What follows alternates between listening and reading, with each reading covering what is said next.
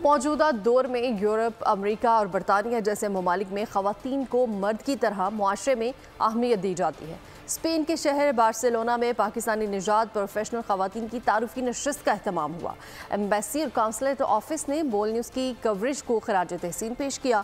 اس بارے میں مزید جانتے ہیں نمائندہ بول نیوز رضوان کاظمی کی اس رپورٹ میں۔ اسپین کے شہر بارسلونا میں پاکستانی خواتین کی تنظیم لیڈیز فنڈ اور اسپین میں مقیم پاکستانی خواتین کے مابین میٹنگ کا اہتمام کیا گیا۔ پاکستانی سفیر ڈاکٹر ظہور احمد اور قونصل جنرل مراد علی وزیر نے تقریب میں بحیثیت مہمان خصوصی شرکت کی۔ پاکستان کے شہر کراچی سے تشریف لائی لیڈیز فنڈز کی صدر تارا عذرا داؤد اور پاکستانی طلبہ بھی شریک ہوئے۔ اس موقع پر سفیر پاکستان ڈاکٹر ظہور احمد کا کہنا تھا کہ سفارت خانہ اور قونصل خانہ اوورسیز خواتین کی ہر طرح کی مدد کے لیے تیار ہے۔ عذرا تارا داؤد کا کہنا تھا کہ اسپین میں محنتی پاکستانی خواتین کو دیکھ کر خوشی ہوئی ہے۔ سب مل کر پاکستان کے مثبت پہلو کو دنیا کے سامنے اجاگر کر سکتے ہیں۔ قونصل جنرل مراد علی وزیر نے کہا کہ کامیاب خواتین پاکستان کا روشن چہرہ ہے۔ خواتین آگے بڑھ کر سیکھیں گی تو کل اپنے بچوں کی بہترین تربیت بھی کر سکیں گی۔